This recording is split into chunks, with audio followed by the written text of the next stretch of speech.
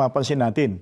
Ang sabi po ng Panginoon Diyos sa pamamagitan ng propetang si Jeremias, huwag kayong matakot sa kanila sapagkat di sila makagagawa ng masama at wala ring maibibigay na mabuti. Hindi makagagawa ng anumang masama. Kaya hindi totoo na pagka itinigil ng tao yung pagkakaroon niya ng mga larawan o mga ribulto at pagsamba rito ay baka raw siya masumpa o kasi mapahamak. Ay pagka hindi nga itinigil ito, doon siya mapapahamak, doon siya masusumpa ng Panginoon Diyos. Paano pa ipinakita ng Biblia ang kawalang magagawa ng mga larawan o ribulto o mga Diyos-Diyusan? Dito po sa Aklat ng mga Awit, 115:3 hanggang 7, ganito ang itinuturo sa atin ng banal na aklat.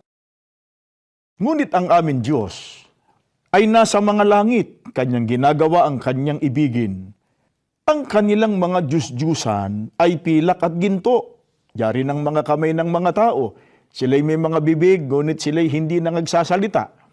Mga matay mayroon sila, ngunit hindi sila nangakakakita. Sila'y may mga tainga, ngunit hindi sila nangakakarinig. Mga ilong ay mayroon sila, ngunit hindi sila nangakakaamoy. Mayroon silang mga kamay, ngunit hindi sila nangakatatangan.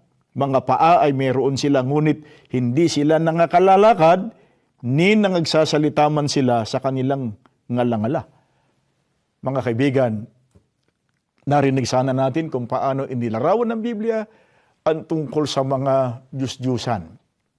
Ano man ang kayarian nito, kayo nangyari sa pilak, ginto, kahoy o bato, o ano mang kayarian, wala itong magagawa sa sarili nila para matulungan ang mga tao. Kung yung sarili lang nila, hindi nila matutulungan. Sabi nga